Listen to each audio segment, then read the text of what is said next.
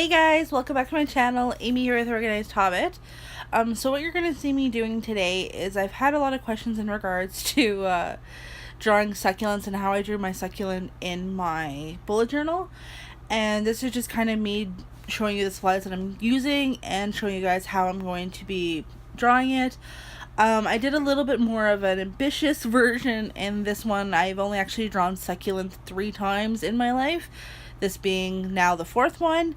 So I'm by no means an expert, but I always try to make my supplies do double duty. So when I was able to see that my mild liners worked also for art and it didn't bleed through my page as bad as my combos did, I decided to keep trying to see what I can create with them. And honestly, I love the effect that I can get with plants and succulents, because there's this kind of like natural granulation thing that happens with the paper, and it's because the fibers of the paper get overwhelmed with the pigment, and typically no, that's not what you want. However, in this case it really just sort of worked well, and I really like the effect. So what you're kind of seeing me do here is I always put down a layer of the bright green color first, and then I do have the knockoff mild liners, and I found that those are a tone darker. So I use the tone darker of the green for light shadings, use the mild yellow to kind of create a little bit of a highlight, and using the dark blue, which you can actually see in the top corner right now. I didn't actually use that one. I opted for more of a cooler blue, and I use that later on to create some of the deeper shadows. And then for the tips of the actual succulent, I have a little bit of a mild orange to do that. I wanted to kind of create, when I was doing this the first time, something simple, something bright, and I was playing around, and honestly I really liked the effect. And I had a lot of questions when I posted on my Instagram. I had people messaging me asking me to show them. And by the way, if you haven't checked out my Instagram, make sure to check down below. It's Organized Hobbit on Instagram, the same as my YouTube. And there's tons of videos. I'm going to be posting a lot of how to draws going forward, because my channel is kind of a mix of art and bullet journaling and planning and all that stuff, and I want it to be paintings on here that work with both, I guess. And that's why I did the succulent, and then there's going to be a couple simple ones going forward for art journaling in your bullet journal and stuff like that. So, but for the most part, this was, it didn't actually take that long. It was about 20 minutes, I believe, and that was with me stopping and looking at my cell phone and stuff like that. So it's really not that ambitious of a project. I chose not to sketch on camera for the simple reason that when I sketch, I have to get really close to it just to find my lines and stuff, and it honestly doesn't look that great to watch me sketch it. I did film it, but yeah, no, it didn't look great, so I deleted that one, and the sketch was actually done last week, and I just came back to it. One tip I want to mention, and you probably saw it at the beginning of the video, is when you do your sketch and you're going in to use your coloring, pencil especially can be very smudgy. So I always like to take my eraser, whether that be like a kneaded eraser, a plastic eraser, whichever you have, and just lightly run it over my sketch, so that way I can still see the lines that I need to, but it's not as full of pencil on the actual paper. So just keeping that in mind. So what I'm doing here is I'm defining where the petals are going, or not the petals, but the leaves of the succulent.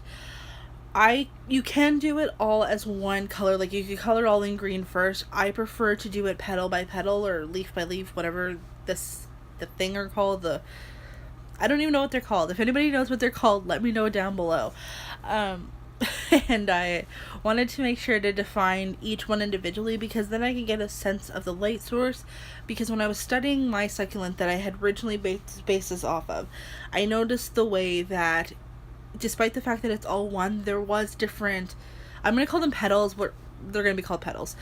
Each petal had its own kind of definition and stuff, because it's not like a traditional like plant that just sits there stagnant. Some of them twisted, some of them moved different ways. There was ones that were flopped over, and it's quite the interesting thing to look at. I've actually super proud. I bought a succulent last year and I've managed to keep it alive so far. I do think it's dying though. I definitely need to get back to taking better care of it. But it was really interesting to see like the different definitions that this plant has, and I think that drawing from life really helped me the first time around, and I think that it's a useful tool. I would say that in terms of doing this in a bullet journal, I would not choose to do it in my tombos. I did attempt that first, but I found they bled through the paper like nobody's business.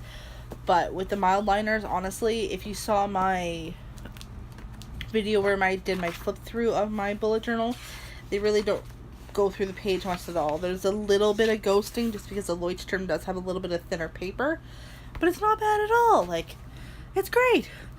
I'm watching the audio, like the video, while I'm doing this, and I can see myself when I'm pausing to change songs, and it's just making me laugh because I was actually listening to I don't know if you've ever watched Buffy the Vampire Slayer, but I was watching Buffy the Vampire Slayer, and I have the songs downloaded on my phone, and one of their songs came up, and I had to stop to change it because it wasn't the right kind of music to get into for drawing. So Buffy fans, yay.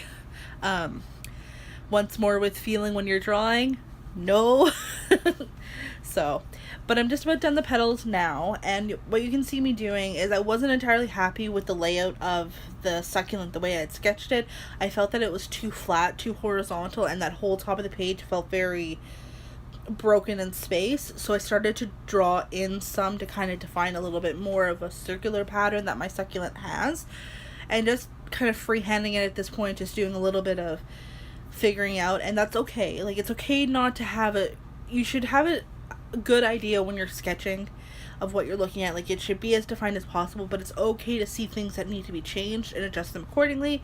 When I sketched this, it didn't look bad, it looked fine, but once it was colored, you definitely did notice, at least I did, the flatness, and I wanted to kind of define them a little bit more, and I think that it looked a lot better circular. You can see me kind of in a minute here move my fingers across the page just to make sure that it looks circular in pattern for me.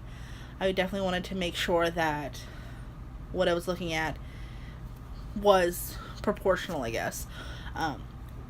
One thing I'm going to mention, and going into the next page, or next part of the drawing, when you're working on a piece, even something simple like working on a bullet journal, honestly, minimize your supplies. You know, you saw those those mile liners that I threw off in the beginning, and they honestly, I used, I think, 6 max, and that was only because I needed to have that defining brown for the bottom part of the drawing. But use your other, like, use colors again. So I used yellow, and I used green, and I used red in the succulent aspect, but I also used them in the rocks. And using yellow as the defining color instead of green made the rocks look different. It didn't look the same as what it did, despite the fact that I'm using the same colors. And that's the same with using the pot. The red became the defining feature with the addition of some brown, so that way I could get some of that definition. And I made sure that when I was going over the brown, I definitely put the red over it, which you'll see there in a minute.